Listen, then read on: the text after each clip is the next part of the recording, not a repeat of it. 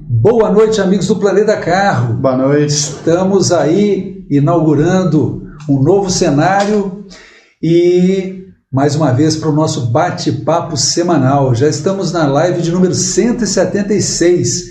Já foram mais aí de mil e quantos, né? 1.200 e tantas dicas diárias publicadas, então já tem bastante conteúdo. E é um prazer estar aqui com vocês.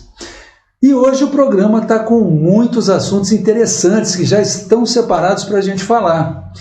Eu vou passar para vocês aqui, ó, quer ver? Ó, deixa eu aumentar, porque às vezes são pequenininhas. Quando vários sistemas elétricos param, o que pode ser? Então, parou uma coisa no seu carro, tá bom, é um defeito ali. Mas quando vários sistemas elétricos param, a gente tem que olhar, né? Óleo vazando sob o carro.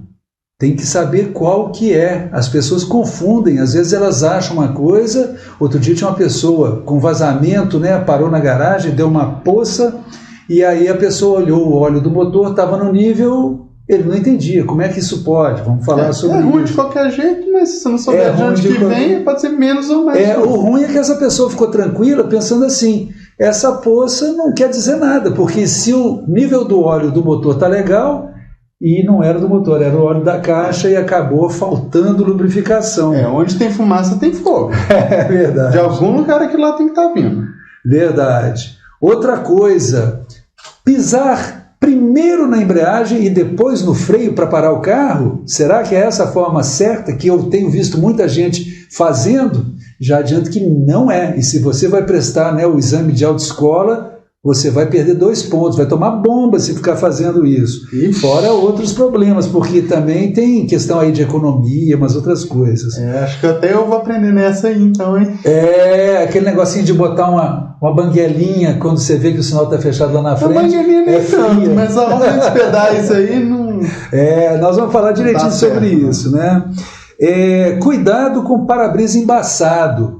Essa é a questão que as pessoas começam a achar, não, vamos continuar para ver o que dá, e dá merda, né? Nem sempre é bom manter os olhos bem abertos ao volante. Estranho, né? Mas de vez em quando é conveniente você fechar pelo menos um dos olhos. Negócio bem bacana, tem a ver com pirata. Você sabe por que o pirata anda com aquele negocinho no olho? Tem gente que acha que é porque o olho dele é furado, ele machucou o olho. Não é isso. Vamos explicar o porquê. Eu sei que o que dá vontade de fechar o olho era quando eu estava vindo e tinha um caminhão com um farol super desregulado. Tá vindo na minha cara direto. É verdade. Farol com acendimento automático. É frescura ou tem outras utilidades? Bom, e muito mais coisas, gente. Então, nós vamos aí começar o programa e você prestigia o Planeta Carro. Sua curtida, seu compartilhamento são muito importantes para nós. Não deixe de prestigiar, porque nós estamos aí evoluindo, mudança de cenário, novos equipamentos que a gente já está começando. Inclusive, vejam só que interessante, né? Estamos falando os dois na bancada. Agora, teve um atraso aí. Eu devia ter feito isso antes de começar, porque a primeira vez dá um atraso. Então vamos começar aqui e vamos ver aqui o que vai dar. Olha lá, tá aí o Gui. Mas é porque eu tinha feito errado, era o meu, mas o seu eu fiz certo. Então, gente, é isso aí, nós estamos aprimorando e a sua curtida e principalmente o seu compartilhamento são fundamentais para nós. Legal? Falando nisso, então, vamos ver se já tem gente acompanhando. Isso, dá uma olhada aí e aí a gente cumprimenta, até com essa questão de montar aqui esse novo layout, os novos equipamentos. A gente hoje nem fez chamada do programa, que não deu tempo, e também a gente quer saber a sua opinião. Se está legal, se a imagem está legal, se essa questão de eu e o Gui aqui batendo papo, se é bacana, se isso você acha mais agradável. E também a gente quer avisar que pode haver algum imprevisto. Nós estamos com novos equipamentos, uma nova estrutura e pode alguma coisa dar errado. Então vamos começar aqui. A Silma Farnendes está mandando boa noite para a gente aqui no Facebook. Boa noite. Obrigado. Obrigado pelo prestígio. Estão mandando boa noite também o Janilton Matias. Como é que tá, meu amigo? Tudo bem, Janilton? Prazer estar com você aí. Obrigado pelo prestígio. Jerry Porto, depois vocês falam pra gente como é que pronuncia certo. Eu também sempre fiquei na dúvida, né? Mas eu acho que é Jerry, né? Jerry. Não sei.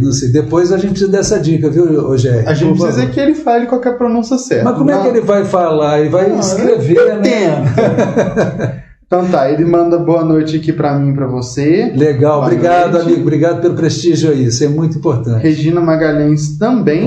Regina, que bom, prazer ter você, boa noite. Sempre prestigiando o programa. Vamos ver se tem mais alguém, eu vi alguma coisa ali. E agora, enquanto o Gui procura aí, gente, nós mudamos, né? A gente ficava com o computador, mas a gente está procurando, né? Quisemos um estúdio, né, uma montagem, um cenário mais limpo.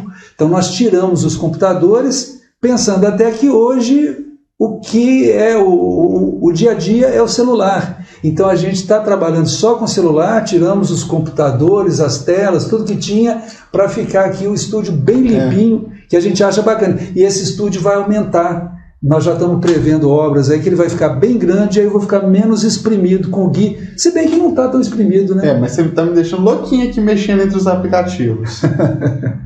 Tá. O José Carlos Avalone Joca. Joca, manda boa noite também. Maravilha. Falando que tá ótimo a imagem e som. Tá bom, obrigado, Joca. Vamos fazer o seguinte, me passa o primeiro assunto. Tá, senão você... E a Valéria Farinha também fala que tá excelente a imagem. Linda Farinhazinha, boa noite. Um beijo para você. Para você parar de reclamar, temos a primeira pergunta aqui do Vitor Ricardo. Espera aí então que eu vou passar a câmera para você aí, deixa eu ver como é que... aqui, ó. Aí, eu trabalho de fazer, então a gente vai usar. Tem que usar. Então lá, Vitor Ricardo diz aqui: eu estava andando normalmente com meu carro e do nada parou de funcionar o ar-condicionado, o desembaçador e o acendedor de cigarros. Qual pode ser a causa? Pois é, gente, isso daí é um negócio complicado, mas é bom a gente falar sobre isso. Basicamente, nós temos na estrutura, né, do sistema elétrico do carro vários circuitos. E por que o carro tem vários circuitos? Como na imagem que eu vou mostrar aqui para vocês. Olha só a quantidade de circuitos.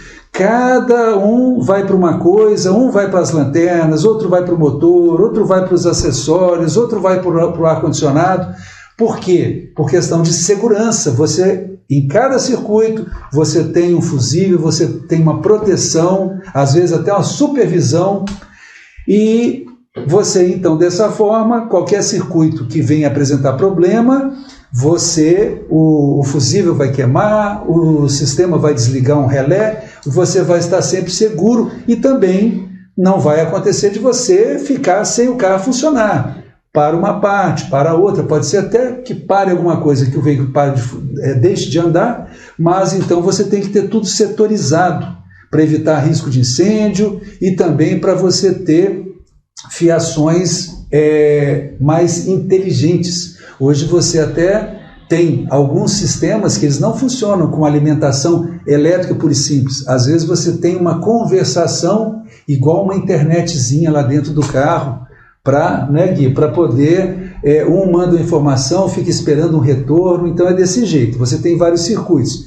E, pelo que o nosso amigo falou aí, se várias coisas pararam de funcionar, no caso parece que foi o ventilador, foi mais alguma coisa, né? Acendedor de cigarro. Então, a primeira coisa que eu recomendo olhar é o fusível que pode ser associado a essas coisas todas que pararam. Então você vai lá no manual do proprietário e de repente você vê que o fusível número tal, ele é justamente o fusível que protege o ventilador, o acendedor de cigarro e a terceira coisa que o Gui tinha falado aí.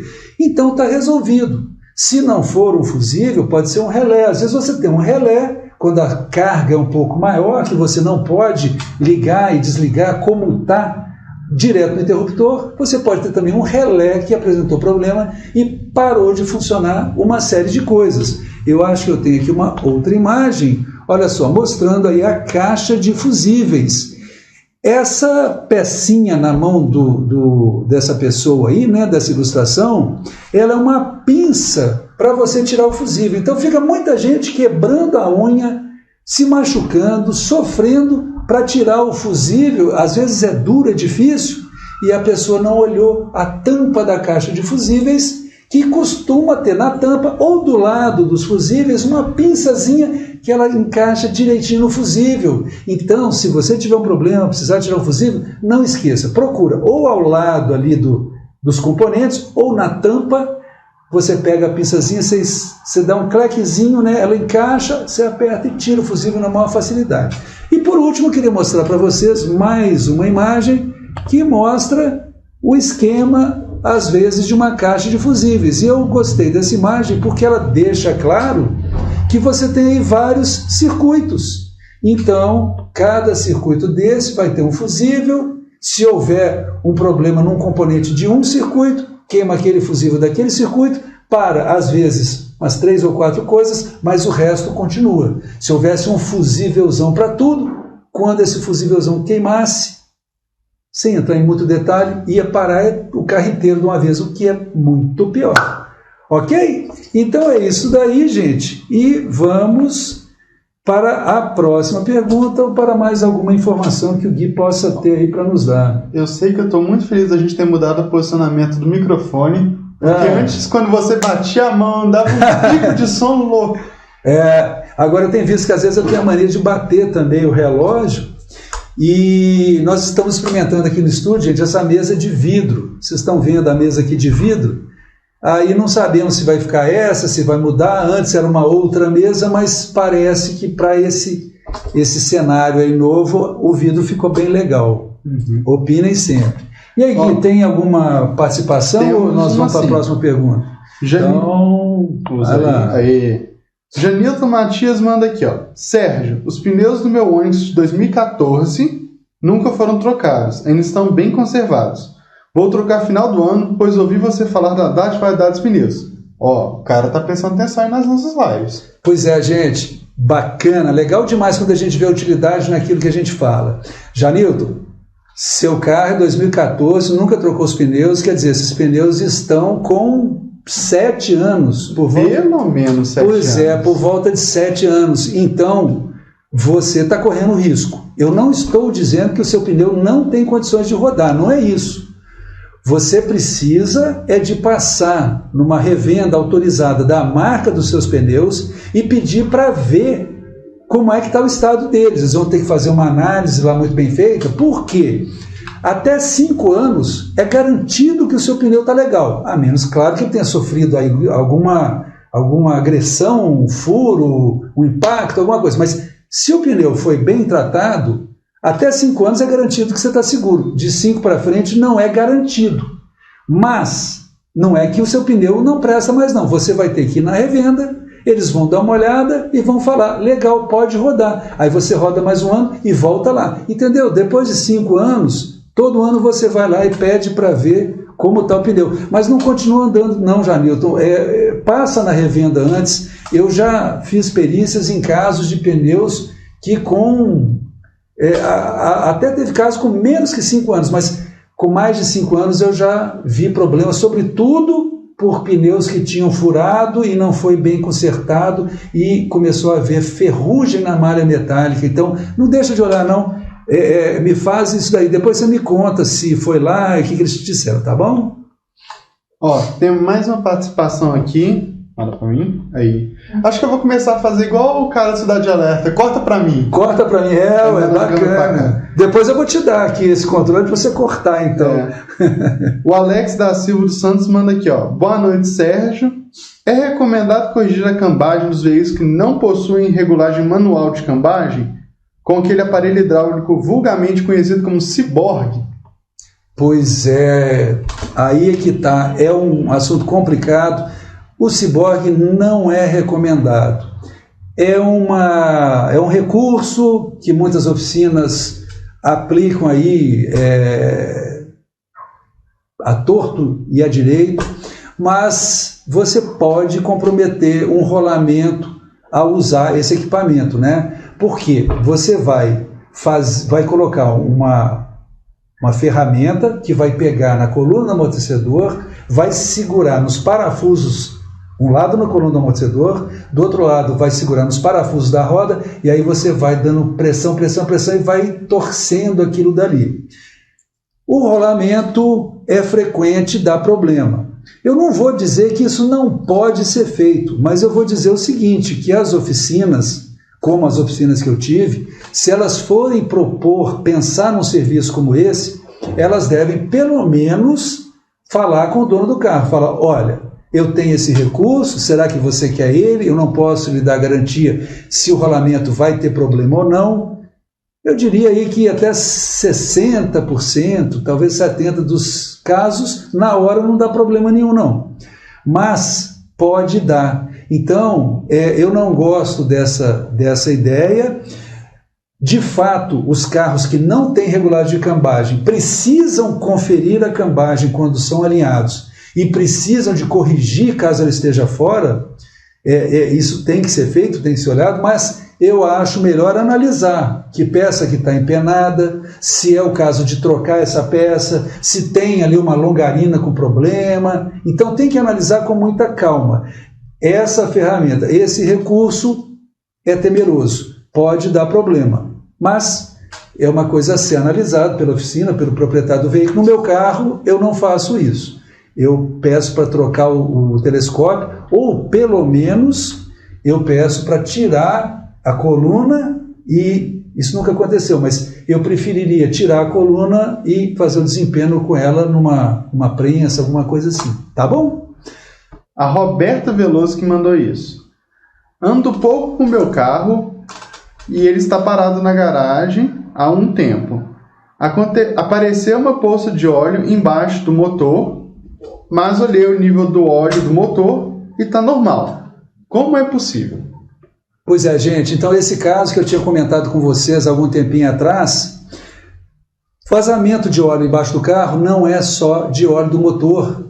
Pode ser óleo da transmissão, pode ser fluido de freio e até mesmo o fluido do sistema de arrefecimento. Muitas vezes ele tem um aspecto oleoso, na hora que ele cai no chão fica escuro e a pessoa fica achando que é um lubrificante.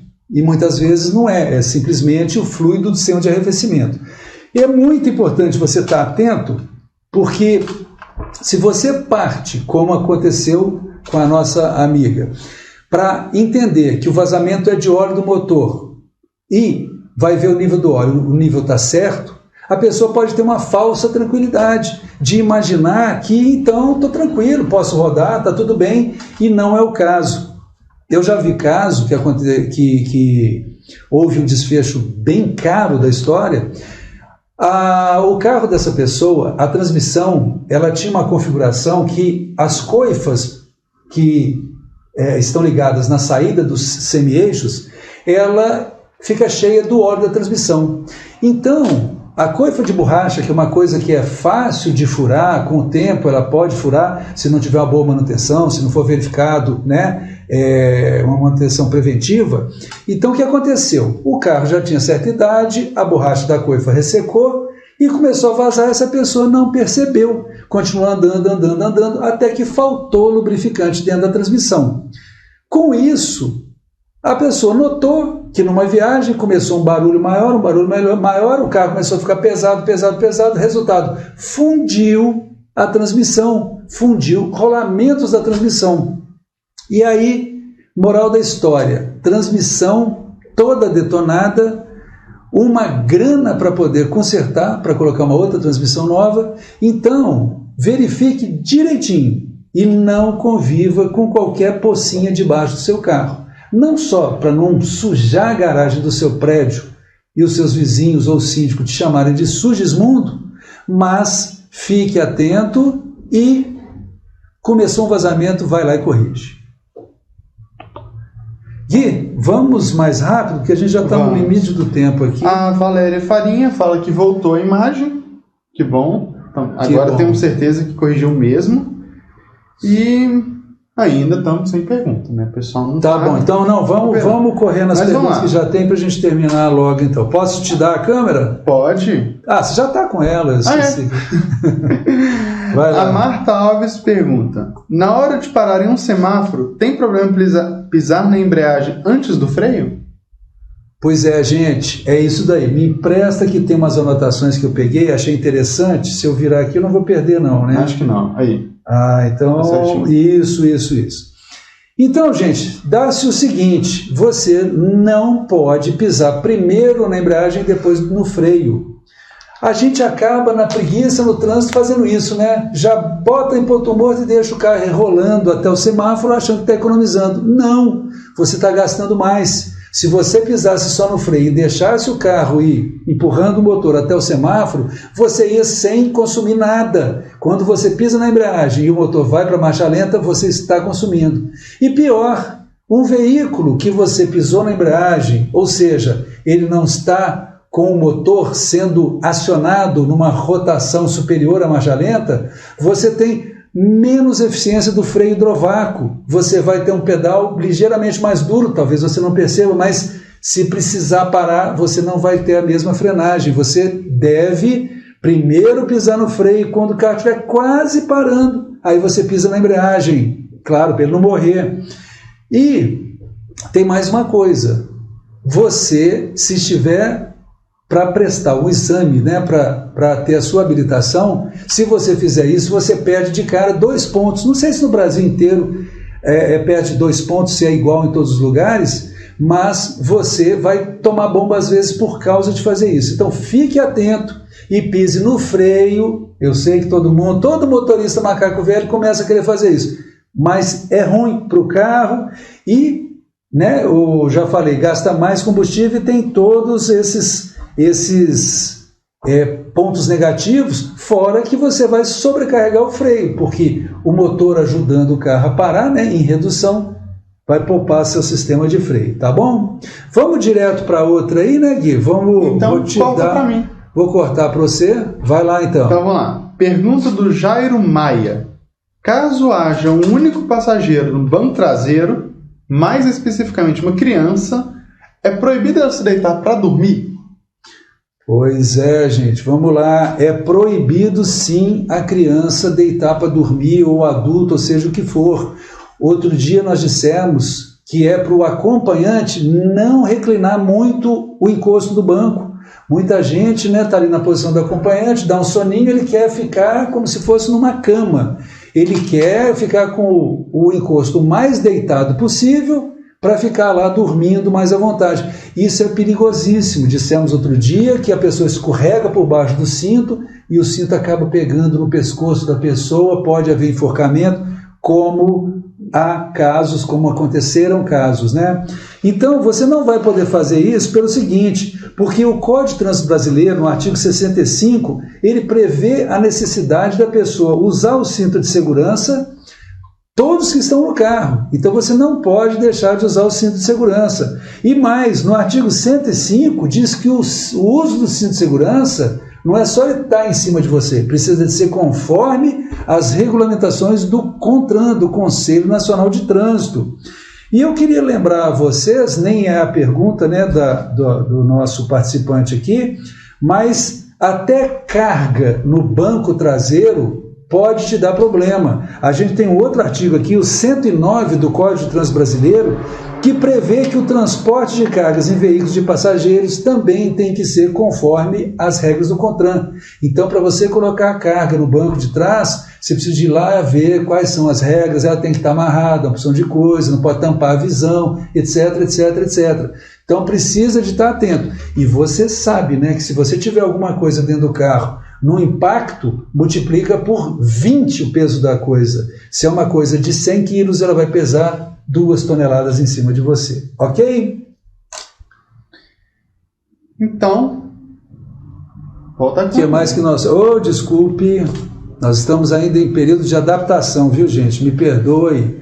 Vai lá, o que tem agora? Estou vendo que as minhas reclamações deram resultado. Temos algumas mensagens aqui que o pessoal mandou. Isso aí. Dá dura, Gui, não dá moleza para esse povo, não. O Zé Lins manda, amigo Sérgio, é possível fazer uma limpeza no corpo de borboleta sem desmontá-la?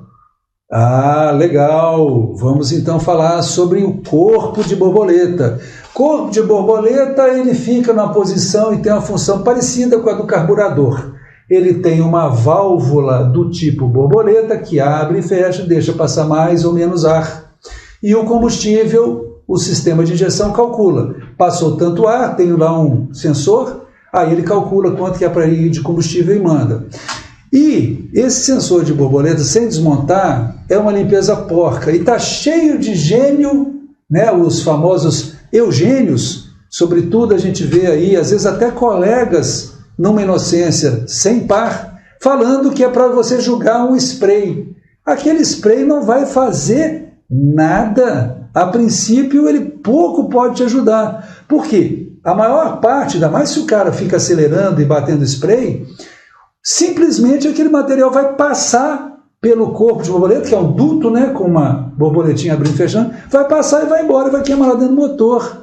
E o que você mais precisa de limpar no corpo de borboleta é o sistema de marcha lenta, nos veículos que tem ali o motor de passo, tudo mais. Então, você tem que tirar para fazer uma boa limpeza, sobretudo num veículo com motor de passo, você precisa de tirar ali. Ele tem uma espécie de uma agulha, né, um chapeuzinho, que aquilo suja, aquilo começa a agarrar, então você tem que tirar e analisar. Essa questão de bater só um sprayzinho é gambiarra pura, não é um serviço decente não, é o famoso faz de conta, que adianta alguma coisa, mas serve para cobrar, entendeu? Se o seu corpo de borboleta não está com sintoma nenhum de problema, deixa ele quieto. Corpo de borboleta, bico e outras coisas, você mexe quando precisa ou quando há uma manutenção preventiva que envolve tirar essa peça e fazer uma análise dela. Tá bom, gente? Ó, pode mandar para mim de volta, que eu já vi que a gente tem mais coisa aqui. Nós não podemos ir muito não, hein, Gui? Mais 5 minutinhos, o que der, deu, o que não der. Vai lá, Gui. Então vamos lá. Selma Alves manda boa noite. Ô, Selma, boa noite. Obrigado aí pelo prestígio da sua participação. E o nosso velho amigo Luiz Gustavo pergunta. Esse é fiel. Bacana, Luiz. Manda aí. O prazo de validade da gasolina de 3 meses deve ser ao tempo ou ao fato de ela estar parada sem movimentação? Legal, legal. Deve-se ao fato do tempo transcorrido. O problema maior é a oxidação e, às vezes, até uma separação de frações, etanol, gasolina, etc, etc. Mas o principal mesmo é a questão da oxidação, que você altera a composição do combustível, sobretudo se for a gasolina, e também você, pela oxidação, você pode eliminar ou comprometer completamente a função dos aditivos. Então, a questão é de tempo, e quando você tem uma gasolina premium, que ela tem uma validade maior, parece que chega aí até 1 ano, aí você então tem ali compostos bem mais estáveis, mais caros para serem mais estáveis, então por isso que você pode ter uma durabilidade maior. É um produto mais nobre, entendeu? Vamos falar sobre uma coisa, Gui, eu achei tão interessante esse assunto quando surgiu, e nós vamos falar sobre a questão do pirata. Então, gente, por que essa questão do pirata? Há muito tempo atrás, 10 anos atrás, nós fomos fazer um quadro lá, né, uma matéria para o programa Vroom, porque quando você vai entrar num túnel, está um dia ensolarado, sobretudo se você está em região de neve, que é tudo muito branco, você está andando até os túneis, né? Suíça, por aí, eles têm aberturas, eles vão fechando a parte de cima, você começa a ter vigas, elas vão ficando mais fortes, para você ter um degradê, uma queda de luminosidade mais lenta.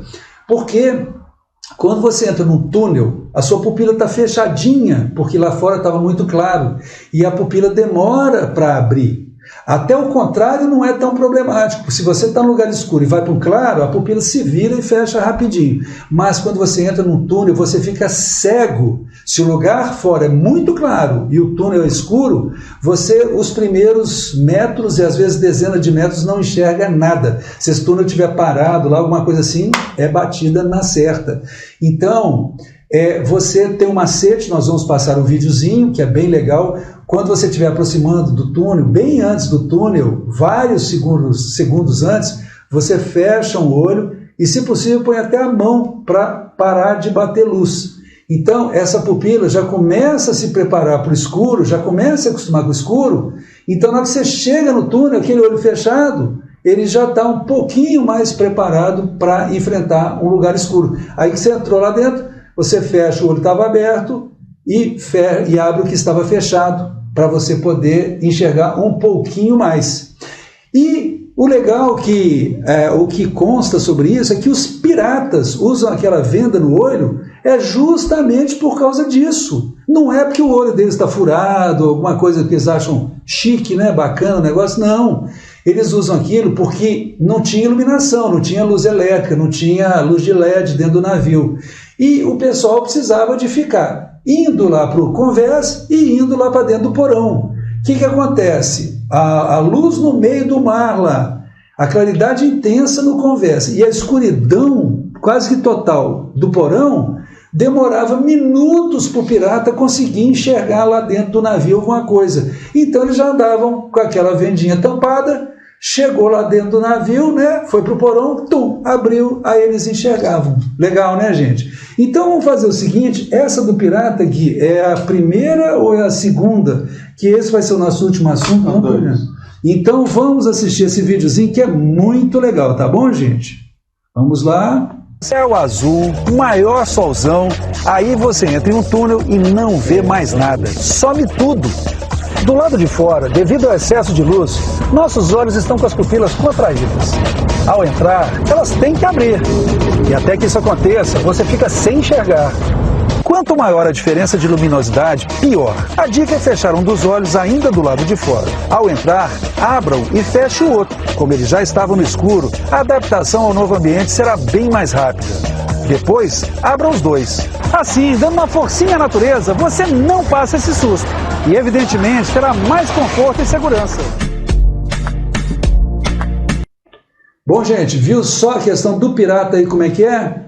Bom, nós estamos eu estou morrendo de medo de acontecer ter uma questão temporizada aí, então nós vamos encerrar o programa, mas antes vamos citar que temos perguntas aqui, né? Então, Gui, eu vou passar a bola, vou cortar para o Gui, vamos lá, né? Você assume a peleja aí para a gente já poder encerrar. Vocês viram que no globinho agora, o globo é novo, as nuvens andam separadas do globo, achei muito legal. Mas vai, Gui, toma para você. Então tá, nós temos 2 comentários. O primeiro é do Babassar, eu não sei pronunciar o seu nome, por favor, manda um comentário depois explicando como é que pronuncia. Ele dá boa noite e fala que ele é da África Senegal. Coisa boa, cara. Nossa! Tem uma gente assistindo a gente de longe, hein? Internacionais aí, maravilha. Quem mais que por tem? último, nós temos uma mensagem aqui do Edenilson Ferreira, mandando boa noite, e ele bota aqui uma pergunta também, mas infelizmente, Edenilson, a gente tem que terminar por aqui por causa, igual ele falou, de questões temporizadas, a gente não tem controle, mas ela está anotada e vai ser respondida na próxima live. Pois é, gente. Então, olha, muito obrigado pela participação, mas muito obrigado. Quem não curtiu, curte aí. Quem puder, compartilhe. Prestigie o Planeta Carro e espero que vocês estejam gostando das nossas atualizações aí, das novidades, tá bom? Uma boa noite, uma excelente semana. Nosso próximo encontro já está marcado quarta-feira que vem e estaremos aí ansiosos esperando, né? Uma semana abençoada aí para todos e boa noite e até lá. Boa noite. Posso desligar? Pode. Então tá bom, gente. Boa noite.